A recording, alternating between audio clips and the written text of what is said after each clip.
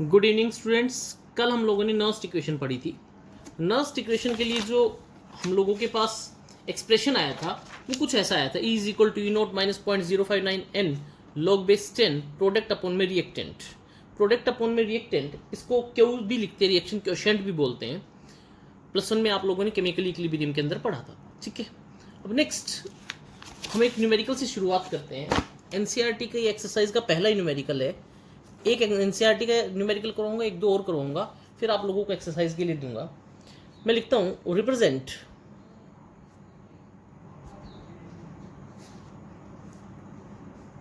The cell. अब देखो reaction क्या है, Mg in solid state plus 2Ag plus gives Mg plus 2 plus 2Ag solid. ठीक है, अब देखो फॉर्मूले के अंदर जो हम लोगों को दे रखा है वो इस तरह से ब्रैकेट में दे रखा है। ये आप लोगों को मैंने कई बार बता दिया, इट रिप्रेजेंट्स मोलर कंसंट्रेशन पढ़ा था। तो मोलर कंसंट्रेशन इसी हिसाब से 2Ag प्लस आयन की मोलर कंसंट्रेशन दी हुई है 0.0001 मोलर। क्या मैं इसको 10⁻⁻5 मोलर लिख सकता हूँ? हाँ लिख सकता हूँ। Mg प्लस 2 की मोलर कंसंट्रेशन दे रखी है 0.13 मोलर। ठीक है, अब मैं सेल का रिप्रेजेंटेशन लिख रहा हूँ, ध्यान से देखना। क्या मैं सेल का रिप्रेजेंटेशन कुछ ऐसा लिख सकता हूँ, Mg gives Mg plus 2 2Ag plus Ag, अभी 2Ag प्लस ना लिख करके Ag प्लस ही लिखो, ये रिप्रेजेंटेशन होगा। तो ओवरऑल मेरे पास जो रिएक्शन आएगी वो आएगी Mg plus 2Ag plus Mg plus 2 2Ag। अब फॉर्मूला मेरे पास क्या है, क्यू के लिए मैं क्या लिख सकता हूं, प्रोडक्ट अपॉन में reactant Mg plus 2 Ag square upon Mg और Ag प्लस का होल स्क्वायर। मेरे हिसाब से ये बात समझ में आ गई होगी सबको। अब बेटा कल हम लोगों ने पढ़ा था प्योर सॉलिड मोलर कंसंट्रेशन 1, तो मैं क्या इसको ऐसे लिख सकता हूं, Q is equal to Mg plus 2 के लिए कितनी दे रखी है 0.13 मोलर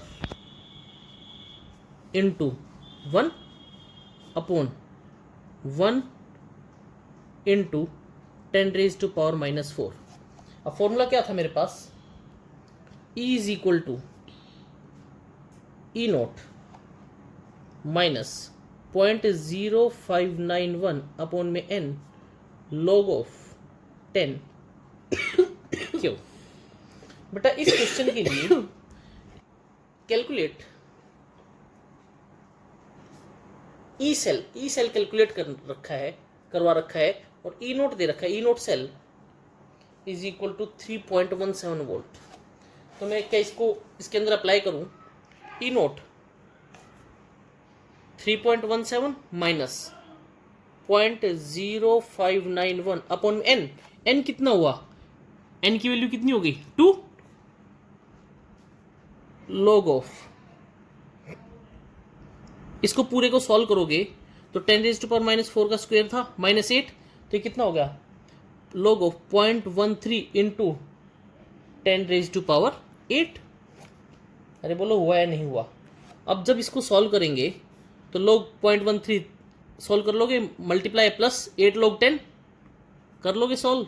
नहीं आएगा तो मेरे से पूछना, ये लोग करवाया हुआ है भाई। log 0.13 13 की 0 पे 8 log 10 log 10 1 8, तो इसको पूरे को सॉल्व करोगे तो ये आएगा 2.96 वोल्ट। ई सेल आ गया 2.96 वोल्ट। एनसीईआरटी का पहला क्वेश्चन मेरे हिसाब से पूरा समझ में आ गया होगा। एक बार इसको फिर से देखो, रिएक्शन दे रखी है Mg plus 2Ag plus Mg plus 2Ag। ठीक है, 2Ag प्लस के लिए वैल्यू दे रखी है 0.001 10⁻⁻4 0.13। ये कुछ नहीं है, log A into log B। इसको अलग से सॉल्व करोगे तो कुछ ऐसा लिख सकते हो, इसको log 0.13 प्लस 8 log 10। यार अरे बोलो, इस तरह से सॉल्व करोगे तो ये आ गया 2.96 वोल्ट। नेक्स्ट क्वेश्चन अभी फिर से करते हैं। बहुत अच्छा क्वेश्चन है, ध्यान से समझना है। दो मेथड से करूँगा, एक मेथड जो ट्रेडिशनल मेथड है वो, एक थोड़ा हट करके मेथड अलग अलग से निकालेंगे। मैं कहता हूँ द स्टैंडर्ड, भाई अगर ना समझ में आए ना प्लीज़ आप लोग मेरे पास पर्सनल व्हाट्सएप करके अपनी डाउट्स पूछ लेना, नहीं तो कोई भी मैसेज करके बता देना कि सर दोबारा से करवा दो, बहुत इंपॉर्टेंट है यार ये। और मेरे को लगता नहीं है कि ऐसा है कि तुम्हारी समझ में ना आया होगा, बहुत आराम से समझोगे ना पीछे की थ्योरी पढ़ करके। Nernst equation 3 case oxidation reduction के, देखो हम लोगों ने 3 केस पढ़े थे यहाँ पे, ये वाले EMF of galvanic cell to calculate E naught cell E oxidation reduction. अगर रिडक्शन पोटेंशियल बोथ इलेक्ट्रोड्स का दे रखा है तो E naught cell E naught cathode minus E naught anode. ये तीनों एक बार थोड़ा ढंग से पढ़ना, बहुत आसान है, ठीक है। देखो क्वेश्चन क्या है, the standard oxidation potential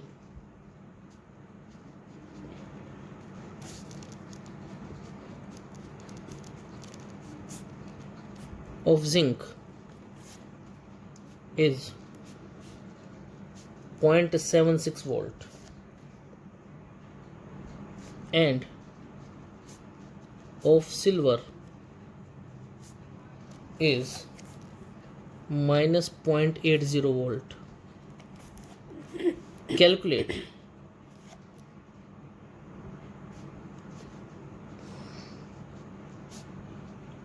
EMF of cell,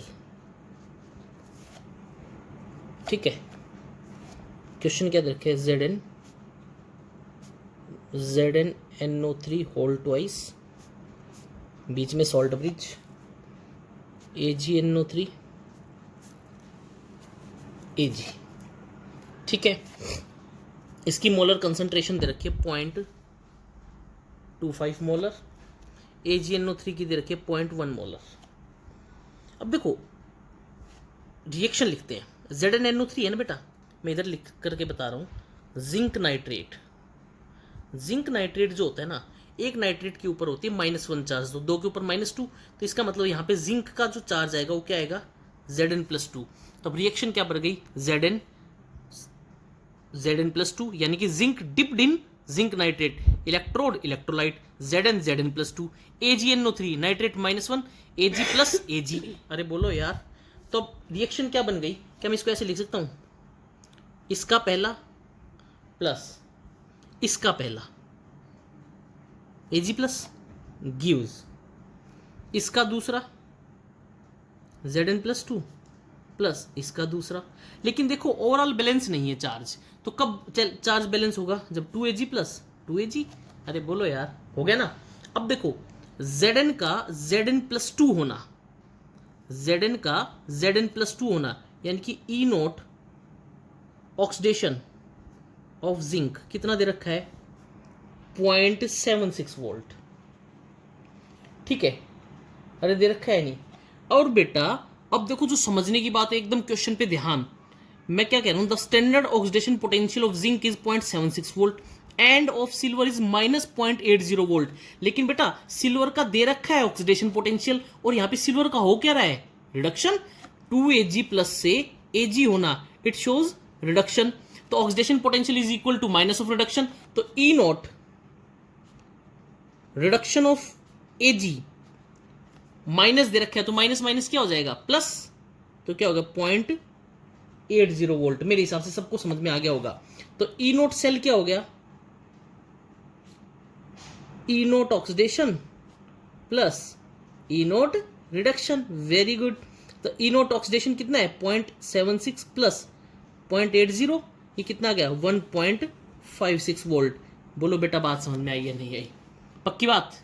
अब देखो नेक्स्ट आगे चलते हैं, फॉर्मूला लिखते हैं।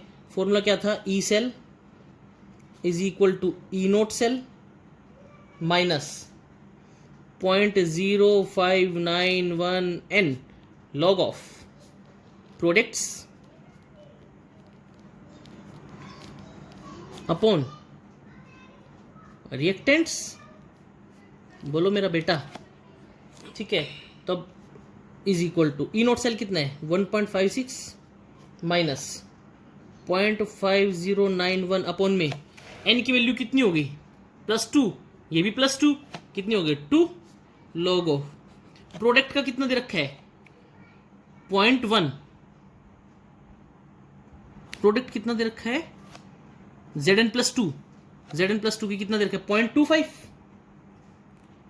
अपॉन रिएक्टेंट कितना है 2Ag प्लस 0.1, तो Ag का क्या हो गया स्क्वायर, तो क्या होगा 0.1 इंटू 0.1, तो इसको सोल्व करेंगे तो क्या आएगा 1.56 माइनस 0.0591 अपॉन में L2 log ऑफ, इसको सोल्व करोगे तो आएगा 1.3979, कुछ नहीं है यार log 0.25, ये क्या हो गया 0.01, तो इसको क्या लिख सकते हो 1 इंटू 10⁻⁻², ऊपर जा करके प्लस का और सारा सॉल्व कर लेना, तो ये कितना आया 1.56 माइनस, इसको पूरे को सॉल्व करोगे तो ये आएगा 0.041 इज इक्वल टू 1.5187 वोल्ट। भाई कोई ऐसा बच्चा जिसको ना समझ में आया हो तो पर्सनली मेरे पास मैसेज कर देना, ठीक है। सारा समझ में आया, थैंक यू। करवाता हूँ, बहुत अच्छा क्वेश्चन है, ध्यान से सुनना है। सेम इसी वैरायटी के ऊपर बेस्ड एक क्वेश्चन मैं दूंगा, दो अलग तरह के दूंगा, ठीक है। A voltaic cell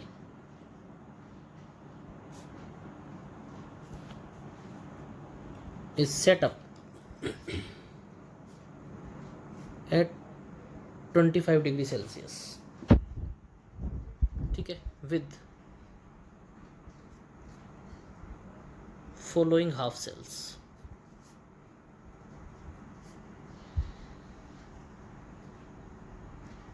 Al+3 whose molar concentration is 0.001 molar, and Ni+2 whose molar concentration is 0.50 molar.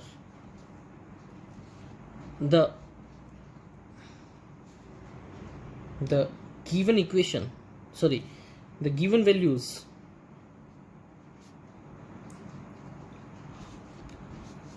of E naught, Ni+2 Ni is equal to minus 0.25 volt, and E naught Al+3 and Al is equal to minus 1.66 volt. Okay, the equation is this. Al gives Al+3, वैसे question में equation भी पूछ सकते हैं, लेकिन equation में सीधी बना करके दे रहा हूँ आप लोगों को। Al+3 की मोलर कंसंट्रेशन ऊपर दे रखी है, Ni+2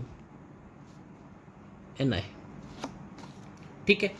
पहले तो इक्वेशन बनानी सीखो, Al प्लस Ni+2, अरे बोलो होगी या नहीं होगी, गिव्स Al+3 प्लस Ni। बेटा कोई भी इस तरह की इक्वेशन आए, ये थोड़ा डिफरेंट तरह का क्वेश्चन है, इस तरह का क्वेश्चन बहुत इंपॉर्टेंट होता है, ध्यान से सुनना। Al plus Ni+2 Al+3 plus Ni, बेटा दोनों तरफ चार्ज बराबर नहीं है, एक साइड Ni+2 है, Al+3 है।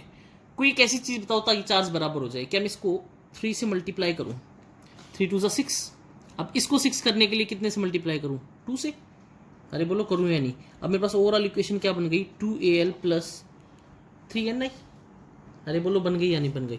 अब ध्यान से सुनना, अब जो मैं बताने जा रहा हूँ, एक Ni चार्ज कैरी करता है +2 का, तो 3 कितना करेंगे +6, उसी तरह एक Al चार्ज कैरी करता है +3 का, 2 कितना करेंगे +6। इट मीन्स इस क्वेश्चन के लिए n की वैल्यू कितनी आ गई 6। बोलो बेटा ये बात समझ में आई या नहीं आई, बहुत इंपॉर्टेंट बात है, ये समझ में आनी जरूरी है। अब देखो, क्या मैं Q के लिए log base 10 Q करते थे, क्या मैं इक्वेशन लिखूं, देखो एक बार ध्यान से, क्या ये इक्वेशन होगी या नहीं होगी, अपॉन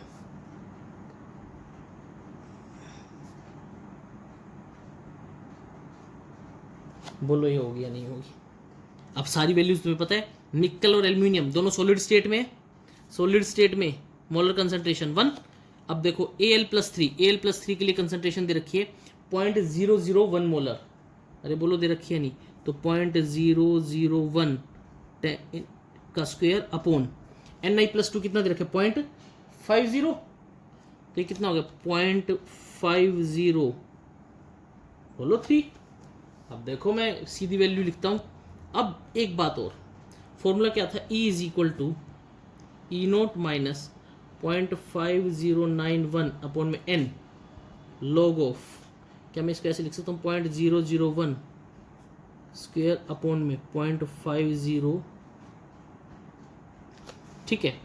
अब देखो इस इक्वेशन में AL से AL प्लस 3 हो रहा है, AL से AL प्लस 3, लेकिन वैल्यू क्या दे रखी है तुम लोगों को भाई, AL प्लस 3 से AL, यानी कि माइनस माइनस प्लस, तो मेरे पास वैल्यू क्या आ जाएगी, E naught cell is equal to E naught cathode minus E naught anode.